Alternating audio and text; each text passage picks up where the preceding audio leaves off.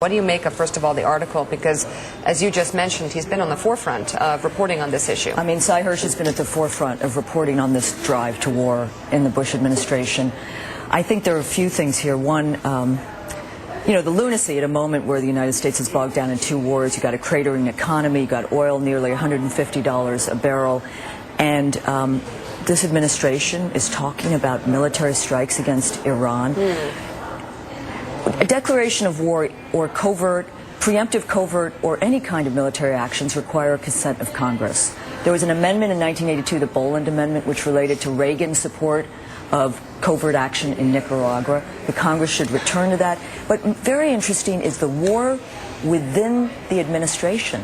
If you recall, Admiral Fallon was basically pushed out, purged by this administration. But you have a fight because the Cheney forces want military action, and Robert Gates, the new Secretary of Defense, Admiral Fallon, who's now out, the military is perhaps more of a restraint than anyone. I mean, Sy Hersh understands, and I think that is crucial. But an invasion of Iran, any strike will make our occupation of Iraq look like a cakewalk. Katrina, Pat Buchanan and Andrea Mitchell join us from our NBC News Bureau in Washington. Pat Buchanan, jump in. Right, Katrina. The Iranians have accused us of moving into their country with special forces. They accuse us of, quote, terrorism. And there's an argument that this is the reason that the special groups coming out of Iran into Iraq may be retaliatory.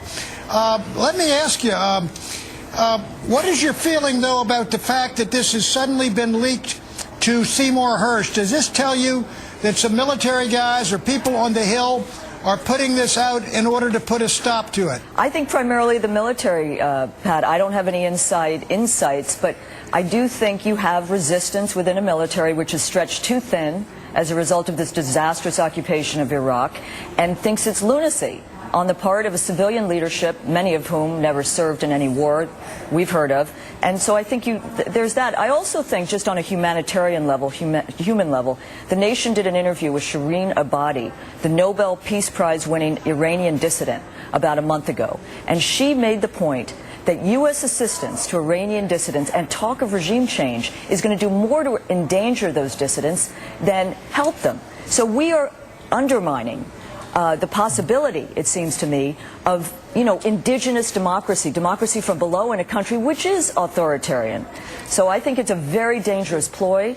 And if Americans can relate to it in this way, you got oil at almost $150 a barrel. You take strikes against Iran, they can blockade the Straits of Hormuz, and I think this administration is not going to take that action until perhaps after the election, because Mr. Bush, never say never when it comes to Bush, what he could do, may want to see this as a legacy.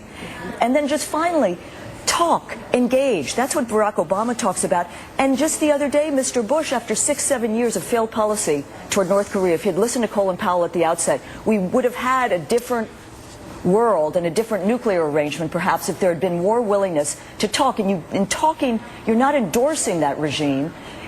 As John F. Kennedy once said, and I believe it's a line which the great economist, late economist John Kenneth Galbraith wrote, "Never fear to negotiate and never negotiate out of fear." And that is what makes this country great. Yeah. Hey, Andrea Mitchell? Katrina, I think what really makes this issue so tough for Barack Obama is he dealt with criticism from Hillary Clinton about his willingness to engage, to talk. That was one of the dividing issues among them during the campaign. And now he's going to go overseas. They announced over the weekend that he's going to take his first foreign trip since becoming the nominee, and he's going to go to Israel.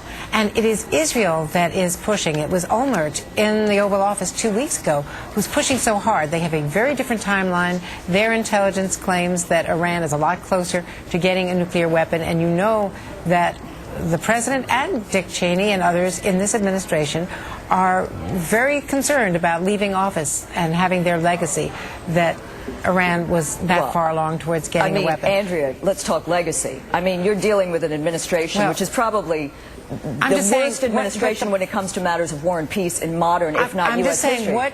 What is the problem that this creates? The problem this creates, for Barack Obama as he heads to the Middle East? I think these kinds of trips are always tricky, particularly the visit to Iraq and Israel. In Europe, I think Obama will be welcomed as someone who can re-engage with the world in real, re-engage.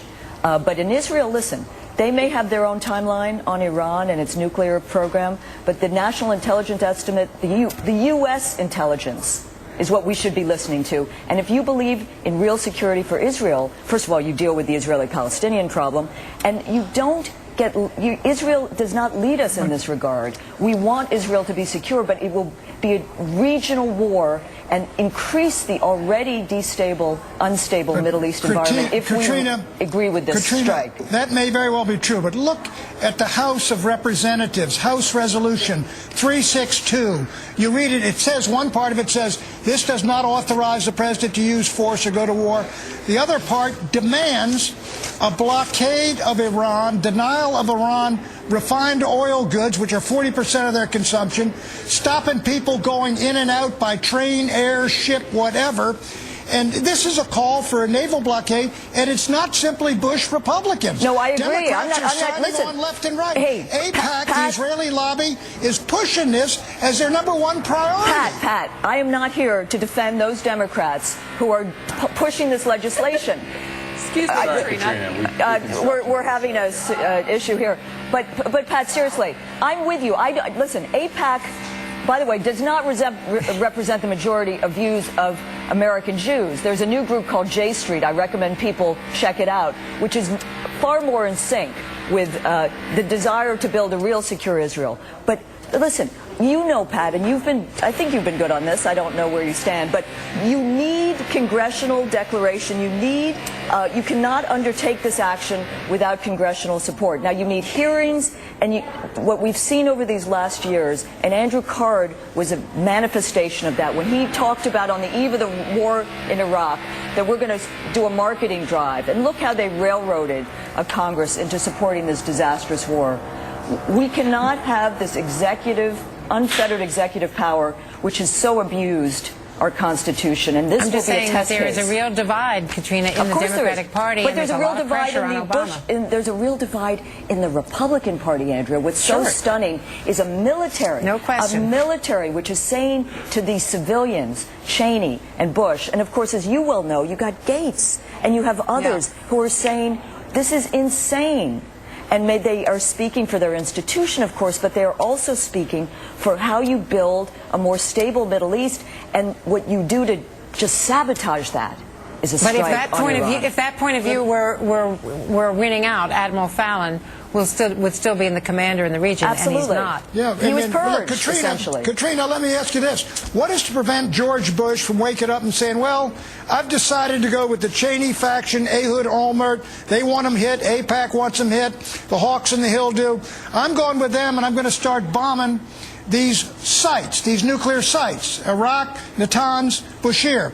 What exactly would the Democrats do? I think they would do nothing. I think they would go along with it. I disagree. First of all, you can't talk about the Democrats as a monolith. There are Democrats who understand how destructive this policy would be, and I think you would see the beginnings of what should have happened already in this country, which is a grand inquest into the abuses of this administration and perhaps impeachment.